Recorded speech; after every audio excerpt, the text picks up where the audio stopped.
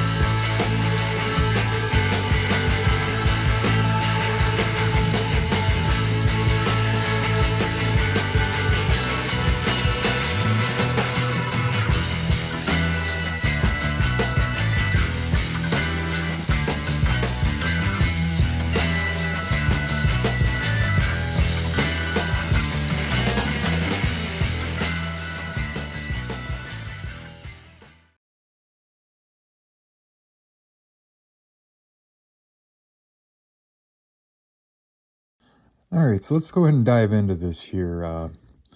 These Class 1 cars have this kind of fancy looking wooden box here. It's got the old made there thing going on, and you can, there's things that could fall off and you could choke on, and you probably should be, 14 and up, all that fun stuff. Oh, and my personal favorite down here, it can give you cancer if you're in California, apparently. I don't know. But one of the things I like so far here right out the gate is that we have this nice picture here on the end of the car. I like when manufacturers do that, because if you're like me and you got a lot of cars, it's nice to be able to just look at the end of the box and know what's what. Another interesting thing they did here is you got like this window deal. Now, I really like the whole drawing thing they did there. And then, of course, you got your window into the car there. Now, this has got like, oh yeah, it's got some kind of like magnet deal that holds that flap down there. You just play with that a bunch. Kind of neat. Strikes me as one of those things that probably cost $1 or $2 more on top of the car to get done, but, pretty neat nonetheless. We'll go ahead and pull this out and see if we have any goodies fall out of here. No, we don't. Oh, would you look at that? No extra paperwork or any junk in there. All right, I'm giving them points for that. That's kind of nice to not have all the crap in there. All the subscribe to our newsletter and all that. And we got the little plastic deal here. And, of course, our favorite plastic sheathing that... Oh, I have a love-hate relationship with this stuff. I like how it holds the car, but I don't like how it tends to be a booger to get back in there. And, well, I don't see any loose parts. I like that. That's a good start. I'll just set that down back there. Looks like we got some little extra bearing caps there, but that's going to be it for our unboxing here. Pretty simple, no extra BS. I kind of like it. So let's go ahead and let's move on to taking a look at this car here a little bit closer. All right, so now that we're out of the box here, we're just taking a broadside look at this car here. And first impressions, boy, the detail work looks fine on here. Our stirrups here look really nice. We'll get a little bit closer in there. Our stirrup and end detail really looks excellent here. Couplers appear to be some kind of coupler. Doesn't look, definitely not a KD. Looks like it's kind of metalish. I don't know. Looks decent, but our little wire deals on the end look nice. All of our little markings, etc., look good. Our little roller bearing caps as well look pretty good. Wheels got like this like copper gold. Well, it's definitely copper color to them. I don't know how I feel about that. I'd still have to paint over that if I was going to weather this. So, a decent try on something different, but not really what I'm looking for there. Our door detail looks nice, and I do like how we have this little bit of a like wash deal here on this tack board. That actually looks really nice. And coming down to our opposite end, all of our little markings, all of our little decals and everything look really good. And same deal down here. A little shot of our roof here. That actually looks really, really sharp. Very nice, crisp molding on the top. I'll definitely in on that there. And of course, everybody's favorite, the part that you can never see, the underbody. And boy, that looks really nice down here in the end. That's fancy pants right there. Let me tell you, that looks fancy. Got some brake rigging going on all the way down. Looking pretty good. Now, it looks like we got a little brake chain deal here that should kind of hang down. Let me see if I can fiddle with it and get it hanging here. That you can kind of see from the side. So I'll give that the cool idea, but execution's going to need some work because it's kind of, I don't know how well you guys will be able to see it. It's kind of globbed on there with the glue like I did it, you know. Like old CR Steve got excited and tried to do a chain. Also, it looks like some of the paint's kind of chipping off pretty easily there. I mean, that's kind of the byproduct of trying to have a fancy little metal chain and do that there. But overall, it looks pretty snazzy. Looks pretty decent. Although I do see down here on my end, looks like we got this walkways a little bit bowed. I don't think they're supposed to look like that. Is our opposite end bowed? And it's not perfectly flat either. It's kind of mounted on a bit of an angle. That's kind of disappointing for what you pay for these, but what are you going to do? Now, what I want to do next here, I found a prototype photo of this particular car number here. So what we're going to do here real quick is I want to kind of go through and review what looks right and what don't.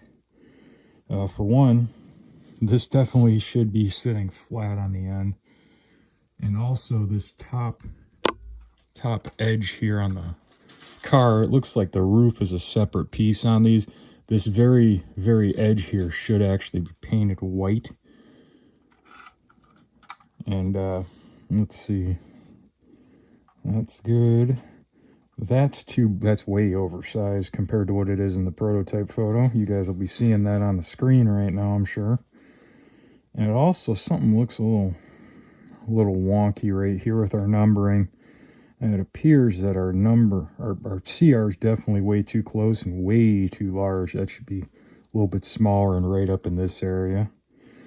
And of course our excess height little label there, that's also not in the right spot and oddly sized. Let's head on down to our doors. That stuff looks pretty. They got that right. I'll give them that. Now looking down here at our big Conrail logo down here on our end, looks like we're missing the little truss decal deal that goes up here that gives the original car number. I believe these were originally Penn Central or New York Central cars originally, but there's always on cars with Conrail that used to be from another, that still have like a loan or through a trust or whatever, they're always up there. There's a little label. And it also looks like the can opener's wrong. Maybe it could just be the angle of this picture, but in the prototype picture, it looks like the lines go out a good bit farther. It also looks like it's a little bit smaller than what's here, which, I don't know. That's a bit disappointing to me. Let me get another one of these cars out and take a look at it here, and we'll kind of justify and take a look here together. All right, so we got the 240994 out now, and as I was really hoping wasn't going to be the case, it appears to be exactly the same decal placement, the same everything with the exception of the car number. That's the only thing that's different between the two. And I was really, really hoping that they weren't going to do that. I call it rapido nonsense, where they charge you the money they charge for these freaking cars. The decals should at least be correct, because again, looking at this car and looking at the photo, once again, we just, you know, same stuff. This excess heist label is way too big. You know, you start looking over here at our Conrail number, and again, the number font doesn't even really look the same. That's pretty disappointing. The CR is way too giant compared to the one in the photo. You know, and again, the excess height plate logo is in the wrong spot. It should be down a little bit farther on a different panel than it should be down about here and not in the middle of this seam. You know, just stuff like that is really disappointing for what some of these manufacturers want to charge for freight cars. And then a big one here, guys, just huge. The logo's completely in the wrong spot. It should be slid over here almost behind the door. I mean, that's absurd to me. And much like the first car that I noted, it looks like, again, we have our little lip here on the end. The real car doesn't have that. I don't know if that's a product of the process. And again, we have, this one's like bent. I don't understand here, you know. Kind of disappointed in this a little bit, guys. Kind of a little bit disappointed here. I was really hoping that Class 1 would be similar to tangent and scale trains, where when you have different car numbers, the decaling matches the prototype, not what I refer to as rapido nonsense, where they just use the same exact, like literally exact same decal placement on every car, whether it's right or wrong, and, you know, charge the same prices as scale trains or tangent. In this case, I believe these are a little bit more than the tangent cars. So either way, that's a bit of a bummer, guys. Let's go ahead and let's take a look at some of the more pertinent kind of stuff. How, you know, the wheel gauge, coupler height, the weight, all that fun jazz, and let's see where we're at with all that. All right, let's go ahead and check our weight here. Now, what we should be looking for here to be correctly weighted to NMRA standards would be about 7.5 ounces roughly. This is a 13-ish inch long car, give or take. All right, 7.85 on one. Let's check out the R1, make sure here. See if there's any variation between two cars here. And 7.90, that could be my scale. But all right, that's looking good. All right, so we got some good weight at least. I'll take that. We're going to go ahead and get our little standards gauge here and check our wheels to make sure they are engaged, and that looks good. Yeah, that looks good as well. Go down here to the far end. That also looks pretty snazzy. It looks good to me. All right. I'm going to go ahead and check the other car now.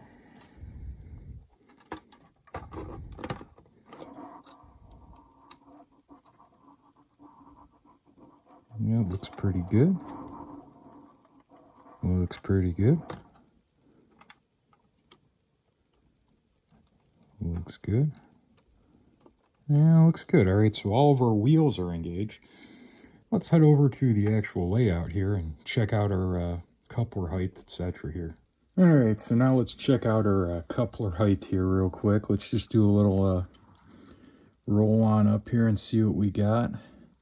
And that to me looks dead on. It might look a little bit off in the camera because, you know, it's not exactly the best angle here, but we do what we can here on the CR Steve YouTube channel. So make do with what we got.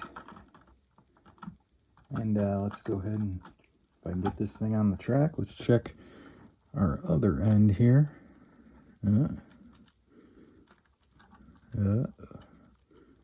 There you go.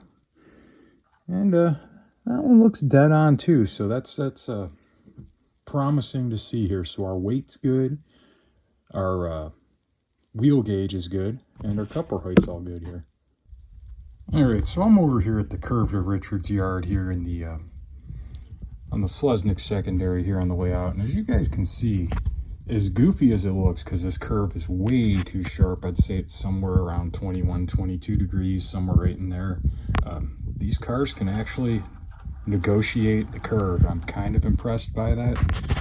Pretty nice to see some cars, especially some Auto Parts Boxcars, that can actually go around sharp curves like this. So kind of nice to see that. Kind of nice to see that.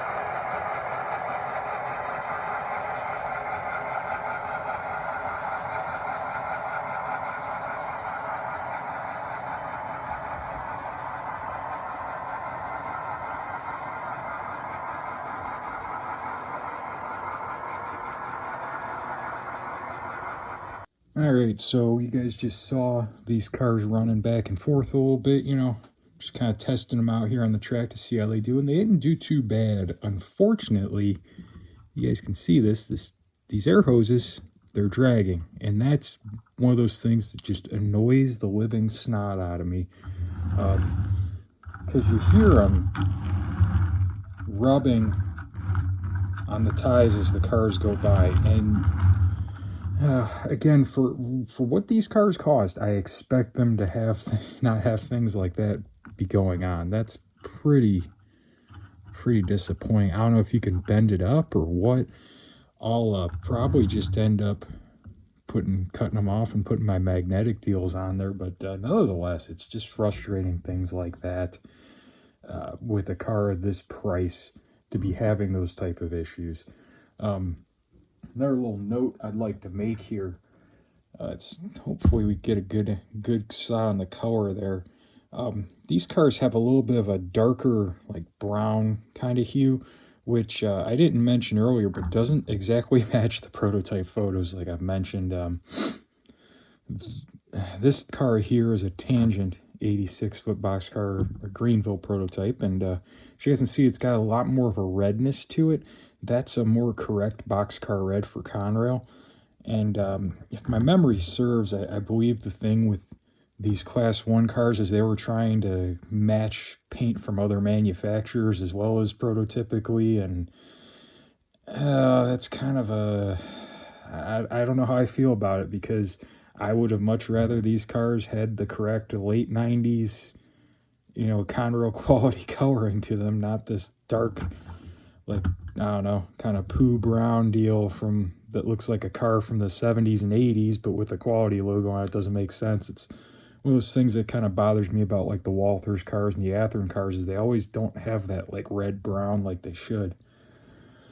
So all in all, I guess my final thoughts on these cars, what do I think? You know, I'm kind of disappointed. I was expecting more. I was expecting these to be, you know, on par with a Tangent or Scale Trains car, where, you know, the detailing is correct, the color is correct. You don't have stupid things like air hoses, you know, dragging and such. And I know everybody's going to say, oh, well, it's a new company, you know, you got to give them time and all that. And it's like, well, I mean, they're charging more, or right on the ballpark of what Scale Trains and Tangent are charging for the same dang car, or essentially the same style car. So I expect that quality to be there, and that level of having things like decals correct to be there. You know, I shouldn't have to spend the money you do on these cars and then have to come back and re-decal them to have them correct for the road numbers that they chose. That's what's kind of frustrating to me. If you wanted to have cars with the exact same style numbering and all that, you probably could have found them, but instead you picked numbers that it was close, and then you just, you know, I don't know. I'm just disappointed with that. You guys comment down below what you guys think. I was expecting more out of this. Maybe I'm being too hard. I don't know. You guys tell me what you think down in the comments section. I think this will probably be my only Class 1 purchase for a little while at least. I don't think I'll be buying more of these until I see a little bit better prototypical accuracy as far as the decaling and stuff goes. Because again, I'm just not spending the money on a car that I have to re-decal. That's kind of annoying to me. So you guys tell me what you think down in the comments below. As always, guys, I appreciate all you watching, liking, commenting, subscribing, all that fun jazz. And I will see you in the next video.